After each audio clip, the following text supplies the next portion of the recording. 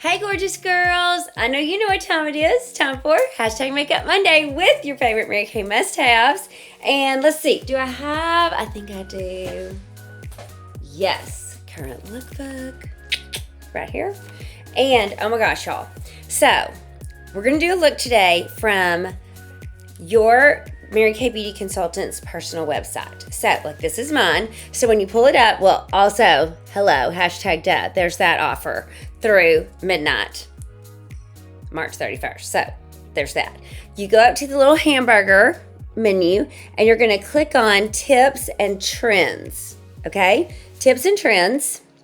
And when you do that, see, it gives you all these looks. So then what I did is I scrolled down. Wait, how did I do it? Glow out on the new looks. See, part of the problem might be that I did this on my computer at first. Okay, here we go. So it gives you this whole list of things you can pick from.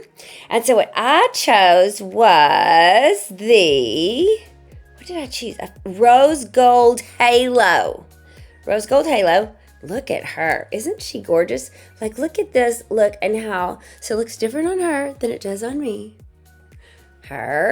She's a lot more fair-skinned, and then me. But I want to tell you these colors because these are colors I don't always put together in this way. So it's the other thing I love. When you go to your Mary Kay Girls website, what is going to happen is not only is it going to give you the colors, y'all, but it's going to tell you exactly where to put them. Woohoo! So even if you don't have time to reach out to your Mary Kay girl for a personal appointment right now, this week, you can totally still, play with, if you have the right colors at least, some of the colors you have. So what they had me do was this pink starlight. So remember, this is Rose Gold Halo, what we're talking about right now. Pink starlight. Then so that was all over the lid. Then we did rose gold and dusty rose just in the middle of the eyelid. Isn't that unusual? Then the Merlot they had me do in the inside corner and the outside corner. And then I went ahead and put it up top to kind of make my eyes look a little more wide open. And then also to line underneath with this beautiful Merlot color, this beautiful plum. Liner on top is the brown. Let me show you. The brown, okay. The gel waterproof liner. It's so awesome. Then I've never in the history of ever used this color on me. Rosy Nude Blush. What do you think? It's not a lot going on, but I think it's pretty. And then, okay, I was supposed to use Rich Truffle lipstick, but even I didn't have that. So what I did instead is I did a combo of pink nude, and this is that violet lilac liner that I love so much. That was like that special edition for early spring, late winter. So I combined those two as my lip liner, filled in with these since I couldn't find Rich Truffle lips. And then, y'all, again, a color I've never worn, Beach Bronze Gloss. So this is what it looks like. Isn't it gorgeous? Oh, I should probably not have Mary Kay upside down there. There we go. And can you see? I don't know. What do you think? I kind of like it. And it definitely brings out the green in my hazel eyes. So it could be a really fun, great little new look to play with. Or reach out to your Mary Kay girl this week and ask her if y'all can have a little get together. And then you can play with it. Okay, so today in our church service, so I'm filming this the day before. Today in our church service, we actually stopped and prayed for everyone who might be discouraged. And oh my gosh, our hearts are going out to the earthquake victims and their families as well. Just can't even imagine. So we want to be faithful to lift them for provision and for all of the first responders that are working to find people as well. And even though if it's not something literally earth-shattering like that, but we can all get discouraged in our own way.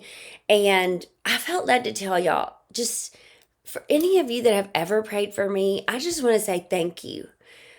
Prayer just changes things. It makes such a difference. So I was praying about what to share with y'all today, and I kept thinking about that verse in scripture that talks about when King David encouraged himself. And sometimes, y'all, I have found that we don't even have that in us. We just don't have it in us. We just don't have that much in us to encourage ourselves. So I'm praying that this story will meet you right where you are and that perhaps it can encourage you. And it's called the Law of Gestation. So I love all the science behind all the laws. So, you got the law of gravity, right? And then the law of reciprocity, that, what we give out is going to come back to us. And then the law of attraction, which can also be like the law of receiving. This is the law of gestation. You might never have heard of it. It came into my life at a time that I really needed it, really long time ago. And I've shared it lots of times over the years, but I don't think ever on this particular mode of communication. So, most people can overlook the law of gestation when it comes to goals. It states that everything has a gestation period for its creation. The law of gestation determines the length of time it takes to manifest a wanted change. Some goals happen quickly, others take longer. For example, it takes approximately 9 months for a baby to be born. Radishes, we get those in 35 days. Winter squash, 90 days. After planting a Japanese bamboo seed, if given enough care, it grows at the rate of 2 inches a year for 5 years. And then all at once, it grows 80 feet. Yes, 80 feet in 1 year. That is its gestation period, and we can just depend on it. We know it is a scientific truth. If we want to know what seeds we have planted in the past, we just need to look around and see the results that we are currently enjoying. Do we want to change our results? We need to plant some new seeds and give them some extra care. Just as if we have been pregnant or planted seeds in a garden, there are things we can do to improve the rate of the success.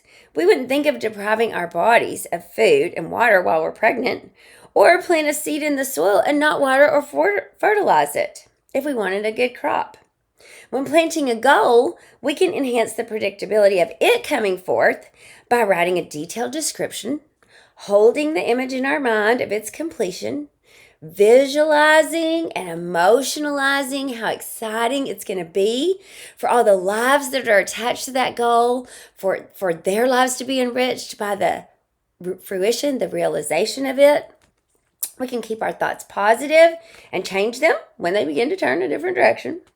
We must make a concerted effort to also pull out with any doubt or criticism by others or ourselves if we fall into doubt or unbelief, but if they also are not believing our goal is a possibility, and not become discouraged. If we set a date for the completion of it and it doesn't come exactly when we expect it, that doesn't mean it isn't coming. This is my favorite part, y'all. If a woman goes past her due date, she is not less pregnant. Isn't that so great? When she goes past her due date, she's not less pregnant. I had both of my babies early, so I cannot even imagine going past your due date, but it doesn't make you any less pregnant. I bet every woman that has ever gone past her due date would say, oh God, we feel so much more pregnant. We're like, come on, baby, come on. She's even more assured her baby is coming. It will surely come. We must be just as assured that the goals we have set in our hearts and minds and work towards diligently, that they will come to pass as well. So I pray that that story will encourage you, that every time you plant a seed or you see a beautiful woman that's expecting, that God will use that to remind you that your dream will surely come to pass. If it goes past the date that you originally set, you are not less pregnant. It will surely come. So today, be encouraged, continue in joy and belief to sprinkle light and love towards all that you meet, and also towards the goal that you're working to with inspired action. Y'all make it a great day. Thanks for tuning in. See you next week.